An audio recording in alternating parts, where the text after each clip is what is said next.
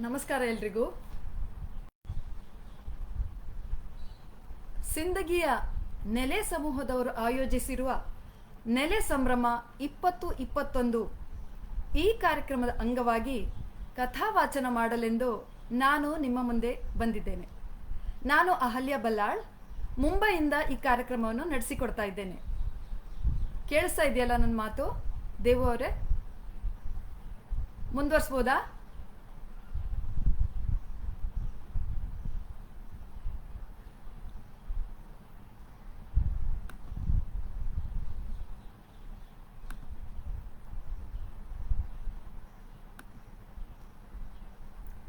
Thank you. ಇಂದು ನನಗೆ ಕೊಟ್ಟಿರುವ ಕಥೆ KS ನಾಯಕ ಅವರ ಮನುಭಗತನ ಮರಿಯಮ್ಮ ದೇವಿ ಎಂಬ ಸುಂದರ ಕಥೆಯನ್ನು ಕೊಟ್ಟಿದ್ದಾರೆ. ಅದನ್ನು ನಿಮ್ಮ ಮುಂದೆ ವಾಚನ ಮಾಡಲಿದ್ದೇನೆ, ಒಪ್ಪಿಸಿಕೊಳ್ಳಿ. ಅಪ್ಪಗ ಮೈಯಾಗ ನೆಟ್ಟಗಿಲ್ಲ, ಬಂದು ಹೋಗು ಅಂತ ಅವ್ವ ದೂರದ ಬೀದರ್ ಕೋಟೆಯಲ್ಲಿದ್ದ ಮಗ ನೀಲುಗೆ ಫೋನಾಯಿಸಿ ಹೇಳಿದ್ದಳು. ನೀಲುಗೆ ಈ ನಡುವೆ ಕೆಲಸದ ಒತ್ತಡದಲ್ಲಿ ತನ್ನ ಹಳ್ಳಿಗೆ ಹೋಗಾದೇ ಆಗಿದ್ದಿಲ್ಲ. ಈಗ ಅಪ್ಪನ ಜಡ್ಡಿನ ಕಡಿಲಿಂದ ಹಳ್ಳಿಗೆ ಹೋಗಿ ಬರಬೇಕಂತಂದು ಹೋಗಲು ತಯಾರಾಗಿ ಕಚೇರಿಗೆ 4 ದಿನ ರಜೆ ಬರೆದು ಹಳ್ಳಿಗೆ ಹೊಂಟಿದ್ದನು. ನೀಲು ಬೀದರ್ ಕೋಟೆಯಿಂದ ಜಲ್ದಿ ಹೊಂಟು ಬಂದಿದ್ರು ಅಲ್ಲಲ್ಲಿ ಬಸ್ ಬದಲಿಸಿ ಇಳಿದು ಹತ್ತಿ ಜೇಟ್ಗಿ ಕ್ರಾಸ್ಗೆ ಬಸ್ ಇಳಿದಾಗ ಹೊತ್ತು ನೆತ್ತಿ ಮ್ಯಾಗೆ ಬಂದಿದ್ದ. ಬಸ್ ನಿಲ್ದಾಣವು ಜೇಟ್ಗಿ ಕ್ರಾಸ್ ಬಸ್ ನಿಲ್ದಾಣ ಅಂತ ನಾಮಫಲಕವಿದ್ದ ಒಂದು ಶೆಡ್. ಬಸ್ ನಿಲ್ದಾಣದಲ್ಲಿ ಜನರಾರೂ ಇರಲಿಲ್ಲ. ಜೇಟ್ಗಿ ಕ್ರಾಸ್ದಿಂದ ಖೀರ್ನಾಯಕನ ಕಲ್ಲಳ್ಳಿ ತಾಂಡ್ಯ 5-6 ಕಿಲೋಮೀಟರ್ ದೂರ. ಜೋರಾಗಿ ಹೆಜ್ಜೆ ಹಾಕಿದರೆ ಅರ್ಧ ಗಂಟೆಯಲ್ಲಿ ಕ್ರಮಿಸಬಹುದಾದ ದಾರಿ. ಬಸ್ ಇಳಿದ ಮೇಲೆ ನೀಲು ಕ್ಷಣ ನಿಂತು ಸುತ್ತಲೂ ದೃಷ್ಟಿಸಿದ. ಕಣ್ಣು ಕಾಣುವವರೆಗೂ ಬಯಲು ಬಯಲು, ಅಲ್ಲಲ್ಲಿ ಕುರುಚಲು ಗಿಡಗಂಟಿಗಳ ಹಸಿರು, ಬಯಲು ಸೀಮೆಯ ರಣರಣ ಬಿಸಿಲು, ಧಗೆ. ನೀಲು ಹೆಗಲ ಬ್ಯಾಗಿನೊಂದಿಗೆ ಹೊಂಟಿದ್ದನು. ಸೂರ್ಯ ಪಡುವಣಕ್ಕೆ ಇಳಿಯುತ್ತಿದ್ದ. ಸುಗ್ಗಿ ಮುಗಿದು ಬ್ಯಾಸ್ಗೆ ಆರಂಭವಾಗಿತ್ತಾದ್ದರಿಂದ ಅಡವಿಯಲ್ಲಿ ಜನರ ಸುಳಿವು ಇರಲಿಲ್ಲ. ಹೀಗಾಗಿ ಅಡವಿ ಭಣ ಭಣ ಅನಿಸ್ತಿತ್ತು. ಅಲ್ಲಲ್ಲಿ ಗುಂಪು ಗುಂಪಾಗಿ ಕುರಿ ದನಗಳು ಮೇಯುತ್ತಿರುವುದು ಕಾಣಿಸ್ತಿತ್ತು. ನೀಲು ಬಡಬಡ ಹೆಜ್ಜೆ ಹಾಕುತ್ತಿದ್ದ. ತಾಂಡ್ಯಕ್ಕೆ ಅನತಿ ದೂರದಲ್ಲಿ ಹರಿವ ಲಿಂಗದಳ್ಳದ ಚಾಪು ದಾಟುತ್ತಾ ಅಲ್ಲಿನ ಸಿಹಿ ನೀರಿನ ಗುಂಡದ ನೀರು ಕುಡಿದು ತಾಂಡ್ಯದ ಏರುತ್ತಿದ್ದ. ದೂರದ ಭೂತಾಳ ಸಿದ್ದನ ಗುಡ್ಡದಿಂದ ಕಟ್ಟಿಗೆ ಹೊರೆ ಹೊತ್ತು ಸಾಲಾಗಿ ಸಾಗಿದ್ದ 10 ಹೆಣ್ಣು ಮಕ್ಕಳ ಆ ದೃಶ್ಯ ಕಣ್ಣಿಗೆ ಚಿತ್ತಾರ ಮೂಡಿಸಿದಂತೆ ಕಂಡಿತು.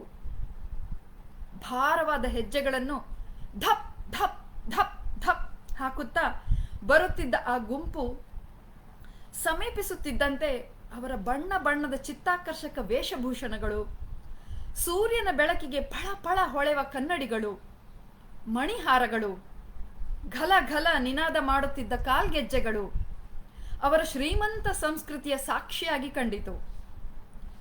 ಆ ನಯನ ಮನೋಹರ ನೋಟದ ಸೊಬಗನ್ನು ಕಣ್ತುಂಬಿಕೊಳ್ಳುತ್ತಿದ್ದ ನೀಳು ಕ್ಷಣ ಮೈ ಮರೆತು ನಿಂತ. ಆ ಗುಂಪು ಸರಿದು ಹೋದ ಮೇಲೆ ತಾಂಡ್ಯ ತಲುಪಿ ತನ್ನ ಮನೆ ಅಂಗಳಕ್ಕೆ ಬರುತ್ತಿದ್ದಂತೆ ಅಂಗಳದಲ್ಲಿ ಆಟ ಆಡುತ್ತಿದ್ದ ಅಣ್ಣನ ಮಕ್ಕಳು ಆತಗೆ ಕಂಡು ಕಾಕ ಬಂದ ಅಂತ ಕೂಗುತ್ತಾ ಓಡಿ ಬಂದು ನೀಲುಗೆ ತಬ್ಬಿಕೊಂಡು ನಿಂತವು. ನೀಲು ಮಕ್ಕಳ ಕೈ ಹಿಡಿದು ಪಡಸಾಲೆಯ ಬಾವುಟಿಗೆ ಏರುತ್ತಿದ್ದ. ಪಡಸಾಲೆಯ ಗೋಡೆಗೆ ತಗುಲಿ ಹಾಕಿದ್ದ ಅಪ್ಪ ತನ್ನ ವಯಸ್ಸಿನಲ್ಲಿ ತೆಗೆಸಿದ್ದ ಫೋಟೋ ಕಣ್ಣಿಗೆ ಬಿತ್ತು. ಕೋರೆ ಮೀಸೆ, ತುಂಬುಗಲ್ಲದ ಬಲು ಸುಂದರವಾದ ಫೋಟೋ ಅದು. ಅದರ ಮಗ್ಗುಲಿಗೆ ನೀಲು ತಾನು ಸಣ್ಣವನಿದ್ದಾಗ ತೆಗೆಸಿದ್ದ ಇಡೀ ಕುಟುಂಬದ ಫೋಟೋ ಇತ್ತು. ನೀಲುಗೆ ಕ್ಷಣ ತನ್ನ ಬಾಲ್ಯ ನೆನಪಾಯಿತು. ಹೌದು, ಎಂಥ ಸುಂದರವಾದ ದಿನಗಳು. ತಾನು ಚಿಕ್ಕವನಿದ್ದಾಗ ಅಪ್ಪನ ಜೊತೆ ಹೊಲಗದ್ದೆ ತಿರುಗಿದ್ದು, ಜೋಳದ ರಾಶಿಯಲ್ಲಿ ಮರಿ ಕೊಯ್ದು ಚರಗ ಮಾಡಿದಾಗ ಅಪ್ಪನ ಹೆಗಲ ಮ್ಯಾಗೆ ಕುಂತು ರಾತ್ರಿ ಊಟಕ್ಕೆ ಹೋಗಿದ್ದು, ಖಾರ ಊಟ ಮಾಡಿದ್ದು, ಖಾರ ಹತ್ತಿ ನಾಲಿಗೆ ಉರಿದಾಗ ಹತ್ತಿದ್ದು ನೆನಪಲ್ಲಿ ಬಂದು ಹೋಯಿತು. ನೀಲು ಹೆಗಲ ಬ್ಯಾಗ್ ಇಟ್ಟು ಕುಂತುಕೊಂಡ. ಪಡಸಾಲೆಯ ಒಂದು ಮಗ್ಗುಲಿಗೆ ಹಾಕಿದ್ದ ಮಂಚದ ಮ್ಯಾಗೆ ಅಪ್ಪ ಹೊದ್ದುಕೊಂಡು ಉದಾಕ ಮಕ್ಕೊಂಡಿದ್ದ. ಅತ್ತಿಗೆ ಒಳಗೆ ರೊಟ್ಟಿ ಬಡಿಯೋ ಸಪ್ಪಳ ಕೇಳಿಸ್ತಿತ್ತು. ಅವ್ವ ಒಳಗೆ ಯಾವುದೋ ಕೆಲಸದಲ್ಲಿದ್ದವಳು ನೀಲುವಿನ ಬರವನ್ನು ತಿಳಿದು ತಂಬಿಗೆ ನೀರಿನೊಂದಿಗೆ ಹೊರ ಬಂದಳು. ಅವ್ವ ನೀಲುಗೆ ತಂಬಿಗೆ ನೀರು ಕೊಡುತ್ತಾ ಆತನ ಮಗ್ಗುಲಲ್ಲೇ ಕುಂತಳು. ಅಪ್ಪಗೆ ಹುಷಾರಿಲ್ಲದಕ್ಕ ನೀಲು ವ್ಯಥಿತನಾಗಿ ಮಾತಿಲ್ಲದೆ ಕುಂತಿದ್ದ. ಮಕ್ಕಳಿಬ್ಬರು ಆತನ ಮಾರಿ ನೋಡುತ್ತಾ ಗಪ್ಪಾಗಿ ಕುಂತಿದ್ದವು. ಅವ್ವ ಹೇಳುತ್ತಿದ್ದಳು, ಮನಾರ ಕಡಿ ತೋರಿಸಿ ಅಗಸುದ್ಯ ಕೊಟ್ಟಿವಿ, ಆದ್ರೂ ಜಡ್ಡು ಹಣೆಯವಲ್ದು ನೋಡು. ಜೀವಕ್ಕ ನಿರ್ಮಳ ಇಲ್ಲದಕ್ಕ ಕುದಿ ಹಚ್ಕೊಂಡು ನಿಳಿ ನಿಳಿ ಆಗ್ಯಾನೋ ಅಂದಳು. ನೀಲು ಮಾತಾಡದೆ ಸುಮ್ಮನೆ ಕುಂತಿದ್ದ. ಮಟಕಿ ತಾಂಡ್ಯದ ಮಾನು ಭಗತನರೇ ಕೇಳಿ ನೋಡುಮು ಅಂತ ಅಣ್ಣ ಆತಗ ಕರ್ಕೊಂಡು ಬರಲು ಹೋಗ್ಯಾನು ಅಂತಂದಳು. ನೀಲು ಅವ್ವ ಕೊಟ್ಟ ತಂಬಿಗೆ ನೀರನ್ನು ಗಟಗಟ ಕುಡಿದು ಮುಗಿಸಿದ. ತನ್ನತ್ತಲೇ ನೋಡುತ್ತಾ ಕುಂತಿದ್ದ ಅಣ್ಣನ ಮಕ್ಕಳಿಗೆ ತಾನು ತಂದಿದ್ದ ಚಾಕ್ಲೇಟ್ಗಳನ್ನು ಕಿಸೆಲಿಂದ ತೆಗೆದುಕೊಟ್ಟ. ಅವು ಹುರುಪಾಗಿ ಎದ್ದು ಒಳಗೆ ಹೋದವು. ಆಮೇಲೆ ನೀಲು ನಿಡಿದಾದ ನಿಟ್ಟುಸಿರು ಬಿಟ್ಟ. ಎದ್ದು ಅಪ್ಪ ಮಕ್ಕೊಂಡಿದ್ದ ಮಂಚದ ತುದಿಗೆ ಬಂದು ಅಪ್ಪಗ, ಅಪ್ಪ ನಾ ಬಂದಿನ್ ನೋಡು ಅಂತ ಮೆಲ್ಲಕ ಅಂದ. ಮಗ ನೀಲುನ ದನಿ ಕೇಳಿದ ಅಪ್ಪ ತಾನು ಹೊದ್ದುಕೊಂಡಿದ್ದ ಚದ್ದರ್ ಸರಿಸಿ ಏಳಲು ಚಡಪಡಿಸಿದ. ಆಮೇಲೆ ಆತ ಜಬರಿಲೆ ಅನ್ನುವಂತೆ ಎದ್ದು ನಿಧಾನಕ್ಕ ಮಂಚದ ತುದಿಗೆ ಆನಿಸಿ ಕುಂತ. ಮಗ ನೀಲುನ ಕಂಡು ಆತಗೆ ಖುಷಿಯಾಯ್ತು. ಮಾರಿ ಮ್ಯಾಗ ಗೆಲುವು ತಂದುಕೊಂಡು, ಯಾವಾಗ ಬಂದಿ ನೀಲ್ಕಂಠು, ಪಾಡಿದ್ದಿಲ್ಲ ಅಂತ ಮಾತಾಡ್ಸಿದ. ಈಗ ಬಂದೆ ಅಪ್ಪ, ಆರಾಮಿದ್ದೀನಿ ಅಂತಂದು ನೀಲು ಅಪ್ಪಗೆ ದೃಷ್ಟಿಸಿದ. ಅಪ್ಪ ಜಡ್ಡಿಲೆ ಬಿದ್ದು ಎಷ್ಟೋ ದಿನಗಳಾಗಿದ್ದಂತೆ ಕಂಡು ಬಂದ. ಆತ ಸೊರಗಿ ತೀರಾ ಬಡಕಲಾಗಿ ಬಿಟ್ಟಿದ್ದ. ಮೈಯೆಲ್ಲ ಸುಕ್ಕುಗಟ್ಟಿತ್ತು. ಕಣ್ಣು ಗುಡ್ಡೆಗಳು ಒಳ ಸೇರಿ ಗುಳಿ ಬಿದ್ದಿದ್ದವು. ಮಾರಿ ಮ್ಯಾಗೆಲ್ಲ ಬೆಳ್ಳಗೆ ಗಡ್ಡ ಬೆಳೆದು ಮಾರಿ ಎಂಬುದು ಕೂನು ಸಿಗದಂತೆ ಆಗಿತ್ತು. ಅಪ್ಪನ ಇಂಥ ಸ್ಥಿತಿ ಕಂಡು ನೀಲುನ ಮನಸ್ಸು ಕಸಿವಿಸಿಯಾಗಿ ಆತಗೆ ದುಃಖ ಉಮ್ಮಳಿಸಿ ಬಂತು. ಆತ ಗಳಗಳ ಅತ್ತು ಬಿಟ್ಟ.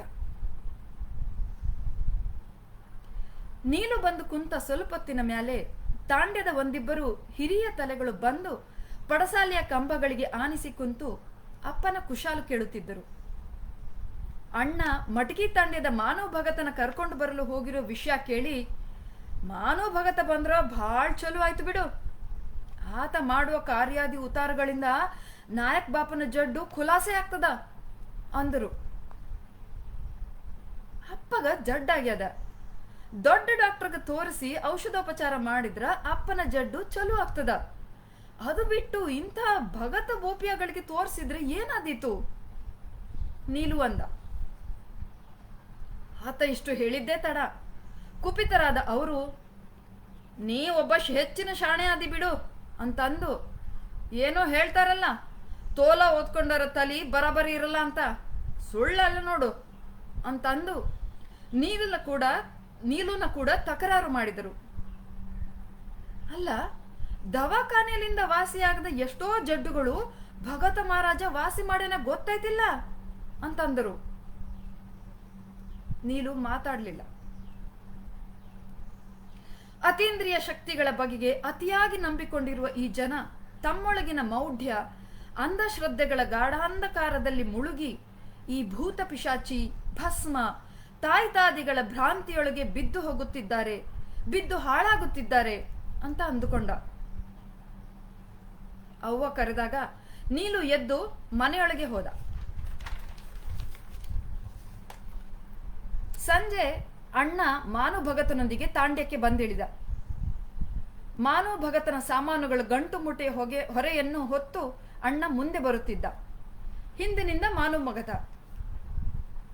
ಮಾನವ ಭಗತನದು ತೆಳ್ಳಗಿನ ಮೈಕಟ್ಟು, ಎತ್ತರದ ಆಳು, ತಲೆಗೆ ಬಿಳಿ ಫಟಕ ಸುತ್ತಕೊಂಡಿದ್ದ. ಜಠಾಧಾರಿಯಾಗಿದ್ದ ಆತನ ಜಡೆಗಳು ರುಮಾಲದೊಳಗಿಂದ ಹೊರಗೆ ಚಾಚಿದ್ದವು. ಕಿವಿಯಲ್ಲಿ ಬಂಗಾರದ ಮರ್ಕಿ ಹಾಕಿದ್ದ. ಬಾರಾಕಸಿ ಅಂಗಿ ತೊಟ್ಟಿದ್ದ. ಕಾಲಲ್ಲಿ ಹವಾಯಿ ಚಪ್ಪಲಿ ಮೆಟ್ಟಿಕೊಂಡು ದುಡು ದುಡು ನಡೆಯುತ್ತಿದ್ದ. ಮಟಕಿ ತಾಂಡ್ಯದ ಮಾನವ ಭಗತ ಅಂದ್ರೆ ಆ ಸುತ್ತಿನ ಸರಹದ್ದಿನಲ್ಲಿ ಬಲು ಹೆಸರುವಾಸಿಯಾದ ಭಗತ. ಸುತ್ತಲ ತಾಂಡ್ಯದ ಜನರು ತಮ್ಮ ಸಕಲೆಂಟು ಕಷ್ಟ ಕಾರ್ಪಣ್ಯಗಳಿಗೆ, ಬೇಸರು ಬಳಲಿಕೆಗಳಿಗೆ ಆತನಿಂದ ಪರಿಹಾರ ಕಂಡುಕೊಂಡಿದ್ದರು. ಆತನು ಹೇಳುವ ವರುಷದ ಮಳೆ ಬೆಳೆ ವಿಚಾರದಲ್ಲಿ ಅವರಿಗೆ ನಂಬಿಕೆ ಇತ್ತು. ಭಗತನು ಮಂತ್ರಿಸಿಕೊಡುವ ಲಿಂಬೆಕಾಯಿ, ತುಂಬಿಕೊಡುವ ತಾಯಿತಾದಿಗಳಿಂದ ತಮ್ಮೆಲ್ಲ ಜಡ್ಡು ಜಾಪತ್ತುಗಳು ಹಗುರಾಗಿವೆ ಅಂತ ಅವರು ನಂಬಿಕೊಂಡಿದ್ದರು. ಭೂತ ಪಿಶಾಚಿ ಪೀಡಿತರಿಗೆ ಆತನು ಕೊಡುವ ಬಲಿ ಮುಂತಾದ ಕಾರ್ಯಗಳಿಂದ ಮತ್ತು ಮೈ ಮ್ಯಾಗೆ ಹೊಡೆವ ರಾಳಾದಿ ಕಾವುಗಳಿಂದ ಭೂತ ಪಿಶಾಚಿಗಳು ಬಿಟ್ಟು ಓಡಿ ಹೋಗುತ್ತವೆ ಅಂತ ತಿಳ್ಕೊಂಡಿದ್ದರು. ಭಗತ ಮಹಾರಾಜನ ನಾಲ್ಗೆ ಮೇಲೆ ದೇವಿ ಕುಂತು ನುಡಿತಾಳೆ ಅಂತ ಜನ ಭಾವಿಸಿಕೊಂಡಿದ್ದದ್ದೂ ಇತ್ತು. ಅಂಥ ಪ್ರಭಾವಿ ಭಗತ ಮನೆ ಅಂಗಳಕ್ಕೆ ಬಂದಾಗ ಅವ್ವ ಮೊದಲಾಗಿ ಮನೆ ಮಂದಿ ಎಲ್ಲರೂ ಆತನ ಕಾಲಿಗೆ ದಪ ದಪ ಬಿದ್ದು ಸಣ ಮಾಡಿದ್ರು. ಅಪ್ಪ ಹಳ್ಳುಗೆ ಎದ್ದು ಬಂದು ಆತನ ಪಾದಕ್ಕೆ ಬಿದ್ದು ಎದ್ದಿದ್ದನು. ಮಾನವ ಭಗತನಂತ ಪ್ರಭಾವಿ ಭಗತ ಎಂಬೋ ಭಗತ ಬಂದು ತಾಂಡ್ಯದ ನೀಲುನ ಅಪ್ಪ ಖೀರ್ನಾಯಕನ ಮನೆಯಲ್ಲಿ ಮುಕ್ಕಾಮು ಇದ್ದದ್ದು ಗಳಿಗೊತ್ತಿನಲ್ಲಿಯೇ ತಾಂಡ್ಯಕ್ಕೆಲ್ಲ ಪುಕಾರಾಗಿ ಬಿಟ್ಟಿತ್ತು. ತಾಂಡ್ಯದ ಹೆಣ್ಣು ಗಂಡು ಮಕ್ಕಳಾದಿಯಾಗಿ ಎಲ್ಲರೂ ಬಂದು ಬಂದು ಭಗತನ ಪಾದ ಮುಟ್ಟಿ ಸಣ ಮಾಡಿ ಹೋಗುತ್ತಿದ್ದರು. ಅಣ್ಣ ತಾಂಡ್ಯದ ಭಜನಾ ಮೇಳದ ಪೋರರಿಗೆ ಜಲ್ದಿ ಬರುವಂತೆ ಹೇಳಿ ಕಳಿಸಿದ್ದ. ಭಜನಾ ಮೇಳದ ಪೋರರು ನಗಾರಿ, ತಾಳ, ದಮಡಿ, ಹರಿವಾಣಾದಿ ಸಕಲ ವಾದ್ಯಗಳ ಸಮೇತ ಬಂದು ಖೀರ್ನಾಯಕನ ಮನೆ ಅಂಗಳದಲ್ಲಿ ಜಮಾಯಿಸಿ ಕುಂತಿದ್ರು. ಮಾನವ ಭಗತ ಅಂಗಳದ ಮೂಲೆಯ ಬಯಲು ಜಾಗದಲ್ಲೇ ಮಿಂದು ಶುಚಿಯಾಗಿ ಬಂದು ತನಗಾಗಿ ಹಾಸಿದ್ದ ಗೋಣಿ ಚೀಲದ ಮ್ಯಾಗೆ ಕುಂತಿದ್ದ. ಬಿಟ್ಟ ಮಂಡೆಯಲ್ಲಿದ್ದ ಆತನ ಜಡೆಗಳು ಬೆನ್ನ ಮ್ಯಾಗೆಲ್ಲ ಹರಡಿಕೊಂಡಿದ್ದವು. ಮಾನವ ಭಗತ ತನ್ನ ಹಣೆ, ಎದೆ, ಭುಜಗಳಿಗೆ ಇವತ್ತಿ ಹಚ್ಚಿಕೊಂಡಿದ್ದರಿಂದ ಆತನ ಮ್ಯಾರಿ ಮ್ಯಾಗೆ ಒಂದು ಬಗೆಯ ಕಳೆ ಎದ್ದು ಕಾಣಿಸ್ತಿತ್ತು. ಭಗತ ಕುಂತಿದ್ದ ಜಾಗದ ಮುಂದುಗಡೆ ಬೆಂಕಿ ಹೊತ್ತಿಸಿ ಧೂಣಿ ಮಾಡಿಸಿದ್ದರು. ಹೊತ್ತಿಸಿದ್ದ ಧೂಣಿಯ ನಿಗಿ ಕೆಂಡ ಬೆಂಕಿಗೆ ಕವಡಿ ಲಾಬಾನದ ಪುಡಿ ಹಾಕಿ ದಟ್ಟ ಹೊಗೆ ಹೊರಡಿಸುತ್ತಿದ್ದರು. ಅಪ್ಪ ಕುಂತಿದ್ದ ಜಾಗದಿಂದ ಎದ್ದು ಬಂದು ಉರಿಯುತ್ತಿದ್ದ ಕೆಂಡ ಬೆಂಕಿಗೆ ಕವಡಿ ಲಾಬಾನ ಹಾಕಿ ಭಗತಗೆ ಅಡ್ಡು ಬಿದ್ದು, ಮಹಾರಾಜ ಮಹಾರಾಜ, ನಂಗೆ ತಗುಲಿದ ರೋಗ ರುಜಿನಾದಿ ಪೀಡೆಗಳಿಂದ ಪಾರ್ ಮಾಡು ತಂದೆ. ನನ್ಗೆ ಯಾವ ಶನಿಕಾಟ ಹಿಡಿದಿದೆ ಹೇಳು ಮಹಾರಾಜ, ಬಾಪು ಅಂತ ಕೇಳಿಕೊಂಡು ಕುಂತ. ಭಜನಾ ಮೇಳದ ಪೋರರು ಒಂದೇ ಸಮ ನಗಾರಿ, ತಾಳ, ದಮಡಿ, ಹರಿವಾಣಾದಿ ವಾದ್ಯಗಳನ್ನು ಬಾರಿಸುತ್ತಾ, ಹಾಕಮಾರು ಯೇ ಹಟಿಲಿ ತೋನ, ಖೋಳೋ ಮಾಂಗು ಯೇ ದುರ್ಗಾಯೇ ತೋನ, ಏಯಿ ದಕಿಯರೋ ದಖ ದುಂಡಲೇಣು ಯೇ ದುರ್ಗಾಯಿ ಬೋಲೋ, ತಾರೆ ಧೂಣಿಮ ನವಮಾಣ ಊದ ಬಳಿಸ ಯೇ ದುರ್ಗಾಯೇ ಬೋಲೋ, ತಾರೆ ಟಾಂಗೇನು ಚಮಕ್ ಘಗರ ಕಲಚ ಯೇ ದುರ್ಗಾಯೇ ಬೋಲೋ. ಅರ್ಥಾತ್ ಕೂಗಿ ಕರೆಯುವೆ ಹಠಮಾರಿ ದೇವಿ ನಿನಗೆ, ಉಡಿ ಒಡ್ಡಿ ಬೇಡುವೆ ದುರ್ಗಾಯೇ ನಿನಗೆ, ಈ ರೋಗಿಯ ರೋಗ ಹುಡುಕಬೇಕೆಯೇ ದುರ್ಗಾಯೇ ಹೇಳು, ನಿನ್ನಯ ಪೂಜಾ ಒಲೆಯಲ್ಲಿ 9 ಮಣ ಲಾಭಾನ ಸುಡುತ್ತದೆಯೇ ದುರ್ಗಾಯೇ ಹೇಳು, ನಿನ್ನಯ ಕಾಲಲ್ಲಿ ನಿನಾದಿಸುವ ಗೆಜ್ಜೆ ಒಪ್ಪುತ್ತದೆಯೇ ದುರ್ಗಾಯೇ ಹೇಳು ಅಂತ ದೇವಿಯ ಭಜನೆ ಹಾಡುತ್ತಾ ಭಗತನ ಮೈಯಾಗೆ ದೇವಿಯ ಸವಾರಿ ಬರುವಂತೆ ಅವರನ್ನು ಪ್ರಚೋದಿಸುತ್ತಿದ್ದರು. ನೆರೆದಿದ್ದ ಜನಜಂಗುಳಿಯಲ್ಲಿ ಕೆಲವರು ವಾದ್ಯಗಳ ನಾದಕ್ಕೆ ಮತ್ತು ಹಾಡಿನ ಲಯಕ್ಕೆ ತಲೆದೂಗುತ್ತಾ ಮೆಲ್ಲಕ ಕೈಪಟ್ಟು ಹಾಕುತ್ತಾ ಭಕ್ತಿಯಲ್ಲಿ ಮೈಮರೆಯುತ್ತಿದ್ದರು. ಅಂಗಳದ ತುಂಬಾ ಹೆಣ್ಣು ಗಂಡು ಮಕ್ಕಳಾದಿಯಾಗಿ ಬಂದಿದ್ದ ತಾಂಡ್ಯದ ಜನ ಭಗತನ ದಾದ ಕೇಳಲು ಮೌನವಾಗಿ ಕುಂತು ಇದ್ದರು. ಲಾಬಾನದ ದಟ್ಟ ಹೊಗೆ, ಭಜನಾದವರ ಭಜನೆ ಹಾಗೆಯೇ ಸಾಗಿದ್ದವು. ಭಗತ ತಲೆ ಕೂದಲನ್ನು ಬಿಚ್ಚಿಕೊಂಡು ಮಂಡೆಯನ್ನು ಚಕ್ರಾಕಾರವಾಗಿ ಒಂದೇ ಸಮ ತಿರುಗಿಸುತ್ತಾ ದೇವಿಯನ್ನು ಮೈಯಾಗಿ ತಂದುಕೊಳ್ಳಲು ಧಾವಂತ ಪಡುತ್ತಿದ್ದನು. ಸ್ವಲ್ಪ ಹೊತ್ತು ಹಾಗೆಯೇ ಸಾಗಿತ್ತು. ಕುಂತ ಜನ ತದೇಕ ಚಿತ್ತದಿಂದ ಆತಗೆ ನೋಡುತ್ತಾ ಆತ ಹೇಳುವ ದಾದದಿ ಮಾತುಗಳನ್ನು ಕೇಳಲು ಕಿವಿ ತೆರೆದು ಕುಂತಿದ್ದರು. ಅಷ್ಟ್ರಾಗನ ಭಗತ ಒಮ್ಮೆಲೆ ಹಾ ಹಾ ಅಂತ ಜೋರಾಗಿ ಕೂಗಿಕೊಂಡ. ಕಾರವಾರಿ ನೆರೆದಿದ್ದ ಜನಜಂಗುಳಿಗೆ ಜರ ಗಪ್ಪಾಗ್ರಿ ಅಂತಂದು ಎಲ್ಲರನ್ನೂ ಶಾಂತಗೊಳಿಸಿದ. ಭಜನಾ ಮೇಳದವರು ಕಕ್ಕನೆ ಭಜನ ನಿಲ್ಲಿಸಿ ಕುಂತರು. ಮಾನು ಭಗತನ ಮೈಯಾಗೆ ದೇವಿ ಬಂದಳು. ಆತ ಆವೇಶಗೊಂಡು ತರತರ ನಡುಗತೊಡಗಿದ. ಹಾಗೆ ಸ್ವಲ್ಪ ಹೊತ್ತು ಇದ್ದವನು ಜರ ಸ್ಥಿಮಿತಕ್ಕೆ ಬಂದು ಹಳ್ಳುಗ, ಬಾಪು ನಾಯಕ್, ನಿನಗ ಭೂತ ಪಿಶಾಚಿ ಬಡ್ದಿದೆಯೋ? ಅದು ಯಾವ ದವಾದಾರುಗಳಿಂದ ಚಲುವಾಗುವುದಿಲ್ಲವೋ? ಆ ಭಯಂಕರ ಭೂತಗ ಗಬ್ಬದ ಕುರಿ ಬಲಿ ಕೊಡಬೇಕವೋ? ಆ ಭೂತದ ಮುಂದ ರಕುತದ ಧಾರ ಹರಿಸಿ ತಣಿಸಬೇಕೋ? ಹಾಗೆ ಮಾಡಿದರ ನಿಂದು ನಿಗ್ಗರ ತಪ್ಪುತ್ತದೆಯೋ ಅಂತಂದು ಅಪ್ಪನ ದಾದ ಹೇಳಿ ಮಾನುಭಗತ ನಿರಾಳವಾಗಿ ಕುಂತು ಬಿಟ್ಟ. ಕುಂತಿದ್ದ ಜನರ ಗುಂಪು ಠೀಕದ ಠೀಕದ ಮಹಾರಾಜ ಅಂತಂದು ದಾದ ಒಪ್ಪಿಕೊಂಡು ಬಿಟ್ಟಿತು. ಮುಂದೆ ಕುಂತಿದ್ದ ಅಪ್ಪ ಎದ್ದು ಭಗತ ಮಹಾರಾಜಗ ಸಣ ಮಾಡಿ, ದೇವಿ, ನೀ ಹೇಳ್ದಂಗ ಭೂತಗ ಗಬ್ಬದ ಕುರಿ ಬಲಿ ಕೊಡ್ತೀನಿ ತಾಯಿ, ನನಗ ತಟ್ಟಿದ ಪೀಡೆ ಪರಿಹಾರ ಮಾಡುವ ಅಂದು ಅಪ್ಪ ಮತ್ತೊಮ್ಮೆ ಭಗತಗ ಅಡ್ಡ ಬಿದ್ದು ಅಲ್ಲಿಂದ ಎದ್ದು ಪಡಸಾಲೆಗೆ ಹೋಗಿ ಕುಂತ. ನೆರೆದಿದ್ದ ತಾಂಡ್ಯದ ಜನ ತಮಗಾದ ಪೀಡೆಗಳಿಂದ ಪಾರಾಗಲು ಧೂಣಿಗೆ ಲಾಬಾನದ ಪುಡಿ ಹಾಕಿ ಸಣ ಮಾಡಿ ಭಗತನಿಂದ ಉತ್ತಾರ ಕೇಳಿಕೊಂಡು ಹಗೂರಾಗಿ ಹೋಗುತ್ತಿದ್ದರು. ಹಾಗೆ ತಾಂಡ್ಯದ ಮಂದಿ ಬಂದು ಭಗತ ಮಹಾರಾಜನ ಕಾಲಿಗೆ ಅಡ್ಡ ಬಿದ್ದು ಆತನಿಂದ ಭಸ್ಮದ ಪ್ರಸಾದ ಸ್ವೀಕರಿಸಿ ನೆಮ್ಮದಿ ಪಡೆದುಕೊಂಡು ಹೋಗುತ್ತಿದ್ದರು.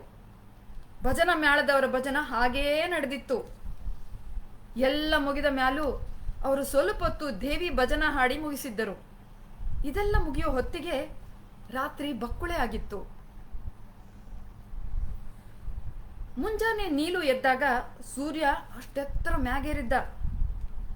ಆಗಲೇ ಬಲಿ ಕಾರ್ಯದ ಗಡಿಬಿಡಿಯಲ್ಲಿ ಮಾನುಭಗತ ತೊಡಗಿದ್ದ. ಬಲಿ ಕಾರ್ಯಕ್ಕೆ ಬೇಕಾಗುವ ಅಚ್ಚ ಕರಿಬಣ್ಣದ ಗಬ್ಬು ಕುರಿಯನ್ನು ತಾಂಡ್ಯದ 4 ಕುರಿಮಂದೆಗಳಲ್ಲಿ ಹುಡುಕಿ ತಂದು ಕೇಮು ಕಾರ್ಬಾರಿ ಮನೆ ಅಂಗಳದಲ್ಲಿ ಕಟ್ಟಿದ್ದ. ರಾತ್ರಿನೇ ಅಣ್ಣ ಆತನಿಗೆ ಗಬ್ಬು ಕುರಿ ತರುವಂತೆ ಜತಾಯಿಸಿ ಹೇಳಿದ್ದ. ಬಲಿ ಕಾರ್ಯಕ್ಕೆ ಈಗ ತುರ್ತಾಗಿ ಬೇಕಾಗಿತ್ತಾದ್ದರಿಂದ ಅದಕ್ಕೆ ದುಪ್ಪಟ್ಟು ದುಡ್ಡು ಕೊಟ್ಟು ತಂದಿದ್ದೂ ಆಗಿತ್ತು. ಕುರಿ ತಾನು ಮಂದೆ ಅಗಲಿದ್ದರಿಂದಲೋ ಇಲ್ಲ ತನಗೆ ಹೊಸ ಜಾಗದಲ್ಲಿ ಕಟ್ಟಿದ್ದರಿಂದಲೋ ಅದು ಒಂದೇ ಸಮ ಮ್ಯಾ ಮ್ಯಾ ಅಂತ ಒದರಿಕೊಳ್ಳುತ್ತಿತ್ತು. ಹಾಗೆ ಭಗತ ಬಲಿ ಕಾರ್ಯಕ್ಕೆ ಬೇಕಾಗುವ ಹಂಡೆ, ಪಾತ್ರೆ ಪಗಡೆ, ಖಾರ, ಉಪ್ಪು, ಅರಿಶಿಣಾದಿ ಮಸಾಲಿಗಳ ವ್ಯವಸ್ಥೆ ಮಾಡುತ್ತಿದ್ದ. ಅವ್ವ ಕಾರ್ಯಕ್ಕೆ ಬೇಕಾಗುವ ಸಕಲ ಸಾಮಾನುಗಳೆಲ್ಲವುಗಳನ್ನು ಹೊಂದಿಸಿ ಕೊಡುತ್ತಿದ್ದಳು. ಒಳಗಡೆ ಅತ್ತಿಗೆ ತಾಂಡ್ಯದ ಒಂದಿಬ್ಬರು ಹುಡುಗಿಯರ ಜೊತೆಗೂಡಿ ಬಲಿ ಊಟಕ್ಕಂತ ರೊಟ್ಟಿ ಬಡಿಯುತ್ತಿದ್ದಳು. ತಾಂಡ್ಯದ ತರುಣರಿಬ್ಬರು ಅಂಗಳದ ಮೂಲೆಯಲ್ಲಿದ್ದ ಮಸಗಲ್ಲ ಮ್ಯಾಗೆ ಚರ್ರ್ ಚರ್ರ್ ಚರ್ರ್ ಚರ್ರ್ ಅಂತ ಚೂರಿಗಳನ್ನು ಮಸೆದು ಹರಿತಗೊಳಿಸುತ್ತಿದ್ದರು. ಅಪ್ಪ ಎದ್ದು ಮಂಚದ ಮ್ಯಾಗೆ ಮುದುಡಿ ಕುಂತಿದ್ದ.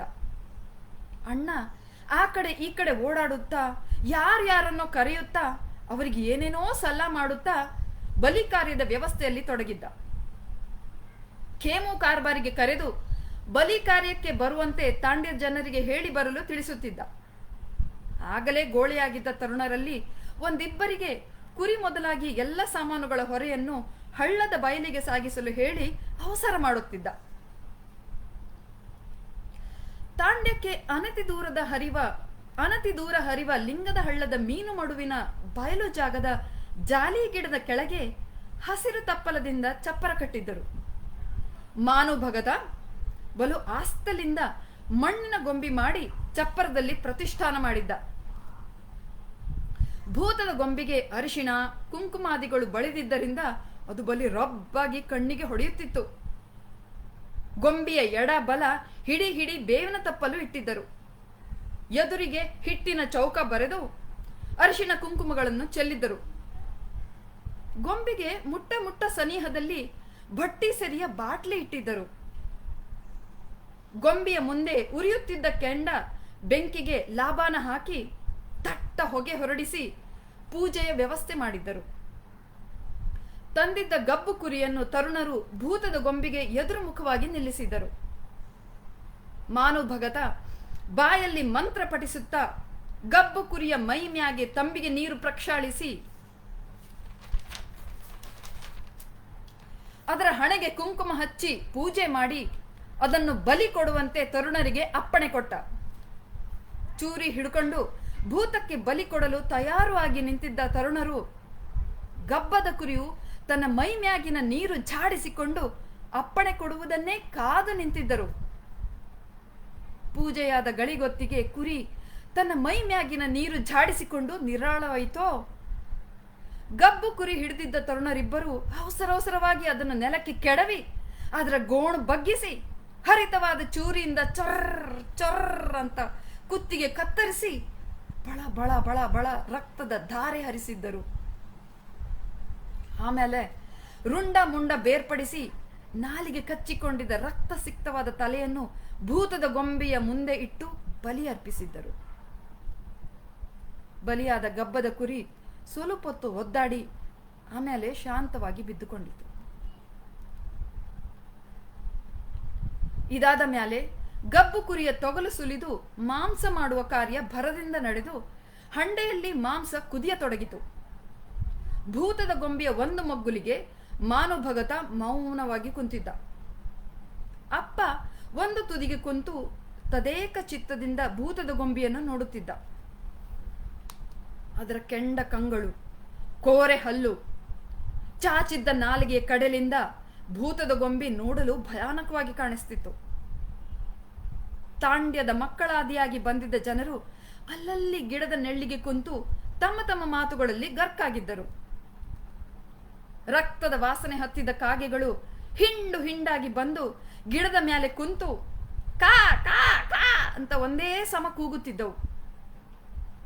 ಮೇಲ್ಗಡೆ ಆಕಾಶದಲ್ಲಿ ಹದ್ದುಗಳು ಚಕ್ರಾಕಾರವಾಗಿ ಠಳಾಯಿಸುತ್ತಾ ವಿಕಾರವಾಗಿ ಸಿಳ್ಳು ಹಾಕುತ್ತಾ ಕೆಳಗಿಳಿಯಲು ಹವಣಿಸುತ್ತಿದ್ದವು. ನೆಲಕ್ಕೆ ಹತ್ತಿದ ನೆತ್ತರನ್ನು ನೆಕ್ಕುತ್ತಾ ನಾಕಾರು ನಾಯಿಗಳು ಕಚ್ಚಾಡುತ್ತಾ ಗದ್ದಲ ಮಾಡುತ್ತಿದ್ದವು.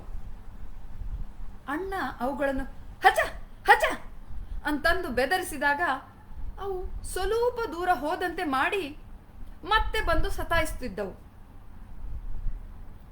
ಇವು ತರದೊಂದು ಏನ್ ಬೆಂಗುಡುಗಿ ಆಗೋಯ್ತು ಅಂತೀನಿ ಅಂತಂದು ಅಣ್ಣ ಅವಕ್ಕೆ ಹೊಡೆದು ಓಡಿಸುತ್ತಾ ಆತ ಯಾವ್ಯಾವುದೋ ಕಾರ್ಯಗಳಿಗಾಗಿ ಓಡಾಡುತ್ತಾ ಪೂಜೆಯ ತಯಾರಿ ಮಾಡುತ್ತಿದ್ದ. ಮಾನು ಭಗತ ಭೂತದ ಗೊಂಬಿಗೆ ಕುಂಕುಮದ ಬೊಟ್ಟಿಟ್ಟು ಊದಿನ ಕಡ್ಡಿ ಬೆಳಗಿ ಎಲುಬು ಕಾಳಜ ಕರುಳಾದಿಗಳ ಕೂಟ ನೈವೇದ್ಯ ಕೊಟ್ಟು ಕಾಯಿ ಒಡೆದು ಲಿಂಬೆ ಸೀಳಿ ಪೂಜೆ ಮಾಡಿದ್ದ. ಏ ಭೀಮು, ಪೂಜಿ ಭಾಳ ಸಖತ್ತಾಗಿ ಮಾಡಿನಿ, ಏನ್ ನಿನ್ ಅಪ್ಪನ ಜಡ್ಡ ನಿಕಾಲ ಅಂತಂದು ಅಣ್ಣಗ ಸಮಜಾಯಿಷಿ ಹೇಳಿದ. ಅಣ್ಣಗ ಖುಷಿ ಆಯ್ತೋ.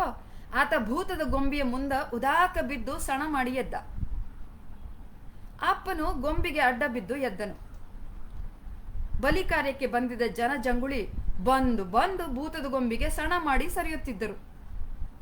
ಆಮೇಲೆ ಮಾನು ಭಗತ ತಾನು ಭೂತದ ಗೊಂಬೆಯ ಮಗ್ಗುಲಲ್ಲೇ ತನ್ನ ಉಪವಾಸ ಬಿಡಿಸಿಕೊಳ್ಳಲು ಕುಂತ. ಆತ ಭೂತದ ಗೊಂಬೆಯ ಮುಂದಿಟ್ಟಿದ್ದ ಸೆರಿಯ ಬಾಟ್ಲಿಯಿಂದ ಸ್ವಲ್ಪ ಸೆರಿ ಭೂತದ ಗೊಂಬೆಯ ಮುಂದೆ ಚೆಲ್ಲಿ ಭೂತಕ್ಕೆ ಸೆರಿಯ ತರ್ಪಣ ಕೊಟ್ಟ. ಹಾಗೆ ತಾನು 2 ಮಾಪು ಸೆರಿ ಗುಟುಕರಿಸಿಕೊಂಡು ಬಿಟ್ಟ. ಸೆರಿಯ ಅಮಲು ಏರುತ್ತಿದ್ದಂತೆ ಭಗತ ಎದ್ದು ಕಾಲೆಳೆಯುತ್ತಾ ಹಳ್ಳದ ದಂಡೆಗೆ ಹೋಗಿ ಬಂದ. ಅಣ್ಣ ಭಗತನಿಗಾಗಿ ದೊಡ್ಡ ತಾಟಿನಲ್ಲಿ ರೊಟ್ಟಿ, ಮಾಂಸದ ತುಂಡುಗಳು, ಚೆಪ್ಪೆ ಎಲುಬಿನ ತುಂಡು, ಕಾಳಜಾದಿಗಳ ತುಸು ತುಸು ಮಿಳಿತ ಹಾಕಿಕೊಂಡು ಬಂದು ಆತಗ ಮುಂದೆ ಇಟ್ಟ. ಮಾಂಸದ ತುಂಡುಗಳು ತುಂಬಿದ ತಾಟನ್ನು ಕಂಡು ಭಗತ ಒಂದು ಕ್ಷಣ ಕಣ್ಣರಳಿಸಿ ನೋಡಿ ಖುಷಿಪಟ್ಟ. ಅದರ ಘಮ ಘಮ ವಾಸನೆ ಮೂಗಿಗೆ ಬಡಿದು ಆತನ ಬಾಯಲ್ಲಿ ನೀರಾಡಿತು. ಭಗತ ನುಂಗಿಕೊಂಡ. ಆಮೇಲೆ ಮೆಲ್ಲಕ ಎಲ್ಲವನ್ನು ಉಂಡು ಮುಗಿಸಿದ. ಭಗತ ತನ್ನ ಉಪವಾಸ ಬಿಡಿಸಿಕೊಂಡ ಮೇಲೆ ಅಪ್ಪ, ನೆರೆದಿದ್ದ ಜನರ ಗುಂಪು ಗಿಡದ ನೆಳ್ಳಿಗೆ ಪಂಕ್ತಿ ಕುಂತು ಖಾರೂಟ ಮಾಡಿ ಬಲಿ ಕಾರ್ಯ ಮುಗಿಸಿದ್ದರು. ಹಾಗೆ ನೋಡಿದರೆ ಆವತ್ತು ಮಧ್ಯಾಹ್ನವೇ ಅಪ್ಪ ಖೀರ್ನಾಯಕನ ಮೈಯಿಗೆ ರಾಳ ಹೊಡೆದು ಬೆಂಕಿಯ ಕಾವು ಕೊಡಬೇಕಾದುದು ಇತ್ತು. ಆದರೆ ಭಗತ ಮಹಾರಾಜಗ ಸರಿಯ ನಿಶಾ ಏರಿತ್ತಾದ್ದರಿಂದ ಮತ್ತು ಹೊಟ್ಟೆ ಬಿರಿಯುವಂತೆ ಗಡದ್ದಾಗಿ ಖಾರೂಟ ಮಾಡಿದ್ದರಿಂದ ಆತಗ ಸ್ವಲ್ಪ ವಿಶ್ರಾಂತಿಯ ಅಗತ್ಯವಿತ್ತು. ಹಾಗಂತ ರಾತ್ರಿ ಆ ಕಾರ್ಯ ಹಮ್ಮಿಕೊಳ್ಳಲಾಗಿತ್ತು. ಮನೆ ಅಂಗಳದಲ್ಲಿ ಹಾಸಿದ್ದ ಗೋಣಿ ಚೀಲದ ಮ್ಯಾಗೆ ಜಡೆ ಬಿಚ್ಚಿಕೊಂಡು ಮಾನುಭಗತ ಮಂಡಿಸಿದ್ದ. ಅವನ ಎದುರಿಗೆ ತೀರಾ ಮುಟ್ಟ ಮುಟ್ಟ ಸನಿಹದಲ್ಲಿ ಅಪ್ಪ ಬರಿಮೈಯಾಗೆ ಕುಂತಿದ್ದ. ಲಾಬಾನದ ದಟ್ಟ ಹೊಗೆ ಹೊರಡುತ್ತಿತ್ತು. ಭಜನಾ ಮೇಳದ ಪೌರರು ಒಂದೇ ಸಮ ನಗಾರಿ, ತಾಳ, ದಮಡಿ, ಹರಿವಾಣಾದಿ ವಾದ್ಯಗಳನ್ನು ಬಾರಿಸುತ್ತಾ ಕತಬೇಟಿಚಿ ದಡಿಯಾ ಚಡವ, ಆಜೋಯೆ ಮರಿಯಮ್ಮ ದೇವಿ, ಕೇಜೋಯೆ ತಾರೆ ಸೇವಕೇನ, ಕೇಣೋತೋ ಬಂಡ ಪುಟಜಾಣುಯೆ ಮರಿಯಮ್ಮ ದೇವಿ ಆಜೋ, ಅರ್ಥಾತ್ ಎಲ್ಲಿ ಕುಳಿತಿರುವೆ ಬೆಟ್ಟ ಹತ್ತಿ, ಬಾರೆ ಮರಿಯಮ್ಮ ದೇವಿ, ಹೇಳಿ ಹೋಗು ನಿನ್ನ ಸೇವಕನಿಗೆ, ಹೇಳಿದರೆ ಬಂಡೆ ಒಡೆಯಬೇಕು, ಮರಿಯಮ್ಮ ದೇವಿ ಬಾರೆ ಅಂತ ದೇವಿ ಭಜನ ಹಾಡುತ್ತಿದ್ದರು. ಭಗತ ನೆಲಕ್ಕೆ 2 ಕೈ ಊರಿ ಕುಂತು ಒಂದೇ ಸಮ ತಲೆ ಚಕ್ರಾಕಾರವಾಗಿ ತಿರುಗಿಸುತ್ತಾ ದೇವಿಯನ್ನು ಮೈಯಾಗಿ ತಂದುಕೊಳ್ಳಲು ಹವಣಿಸುತ್ತಿದ್ದನು. ಅಂಗಳದ ತುಂಬ ಜನಜಾತ್ರೆ ತುಂಬಿಕೊಂಡಿತ್ತು. ಭಜನಾ ಮ್ಯಾಳದವರು ಒಂದಾದ ಮೇಲೆ ಒಂದು ದೇವಿಯ ಭಜನ ಹಾಡುತ್ತಿದ್ದರು. ಬ್ಯಾಳೆ ಸರಿಯುತ್ತಿತ್ತು. ಭಗತನ ತಲೆ ಚುರುಕಾಗಿ ಸುತ್ತತೊಡಗಿತು. ಬಿಟ್ಟ ಜಡಗಳು ಬೆನ್ನ ಮ್ಯಾಗೆಲ್ಲ ಹರಡಿಕೊಂಡು ಚೆಲ್ಲಾಟ ಆಡುತ್ತಿದ್ದವು. ಜನ ಶಾಂತ ಚಿತ್ತದಿಂದ ಈಕ್ಷಿಸುತ್ತಿದ್ದರು. ಭಗತನ ಮೈಯಾಗೆ ದೇವಿ ಬಂದಳು. ಆತ ಹಾ ಹಾ ಅಂತ ಒಮ್ಮೆ ಜೋರಾಗಿ ಕೂಗಿಕೊಂಡ. ವಾದ್ಯಗಳು ಸ್ತಬ್ಧವಾಗಿ ಭಜನ ನಿಂತಿತು. ದೇವಿನ ಮೈಯಾಗಿ ತುಂಬಿಕೊಂಡು ಆವೇಶದಲ್ಲಿದ್ದ ಭಗತ ಮುಂದೆ ಕುಂತಿದ್ದ ಅಪ್ಪಗೆ ಸರ್ರನ ತನ್ನತ್ತ ಸೆಳೆದುಕೊಂಡು ಬಿಟ್ಟ. ಆತ ತನ್ನ ಮಗ್ಗುಲಿಗೆ ಇಟ್ಟಿದ್ದ ಬಿದಿರು ಬೆತ್ತದಿಂದ ಅಪ್ಪನ ಬೆನ್ನಿಗೆ 4 ಏಟು ಹಾಕಿದ. ಭಗತನು ಎಳೆದುಕೊಂಡ ರಭಸಕ್ಕೆ ಮತ್ತು ಹೊಡೆಯುವ ಪರಿಗೆ ಅಪ್ಪ ಗಾಬರಿ ಬಿದ್ದ. ಆತ ಸತ್ನಪ್ಪ, ಭೀಮು, ನನ್ನ ಭಗತ ಠಾರ್ ಹೊಡೆದು ಬಿಟ್ಟ, ಹಾ ಭೀಮು ಅಂತ ಜೋರಾಗಿ ಕೂಗಿಕೊಂಡ. ನನ್ಗೆ ಬಚಾಯಿಸು ಭೀಮು, ಭೀಮು ಅಂತ ಅಣ್ಣಗ ಕರೆದ. ಜನಜಂಗುಳಿಯ ಗುಂಪಿನಾಗಿದ್ದ ಭೀಮು ಅಣ್ಣ, ಅಪ್ಪಗೆ ಏನಾಯ್ತು ಏನೋ, ಭಗತ ಅಪ್ಪಗ ಹೊಡೆದೇ ಬಿಟ್ನೋ ಅಂತ ಒಮ್ಮೆಗೆ ಗಾಬರಿ ಬಿದ್ದನು. ಆತ ಧಾವಿಸಿ ಬಂದವನೇ ಭಗತನ ಜಡೆ ಹಿಡಿದು ಎತ್ತಿ ಒಗೆದು ಬಿಟ್ಟ. ಭಗತ ಅಷ್ಟೆತ್ತರದ ಮ್ಯಾಗಿನ ನೆಲಕ್ಕೆ ದಪ್ಪ ಅಂತ ಬಿದ್ದನು. ಯಪ್ಪೋ ನಾಯಕ್ ಅಂತ ಒದರಿದ. ಆತ ಬಿದ್ದ ರಭಸಕ್ಕೆ ಥರ ಥರ ನಡುಗುತ್ತಿದ್ದ. ಆದ ಪೆಟ್ಟಿಗೆ ಅವ್ವ ಅವ್ವ ಅಂತ ನಳ್ಳುತ್ತಿದ್ದ. ಒಂದೇ 1 ನಿಮಿಷ ಕೊಡಿ.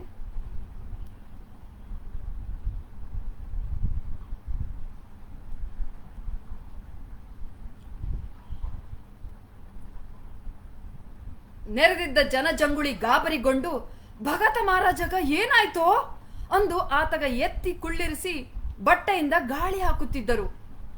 ಆತಗೆ ನೀರು ಕುಡಿಸಿ ಉಪಚಾರ ಮಾಡುತ್ತಿದ್ದರು. ಜನರ ಸ್ವಲ್ಪ ಹೊತ್ತಿನ ಉಪಚಾರದ ನಂತರ ಆತ ಸುಧಾರಿಸಿಕೊಂಡು ಇದ್ದ.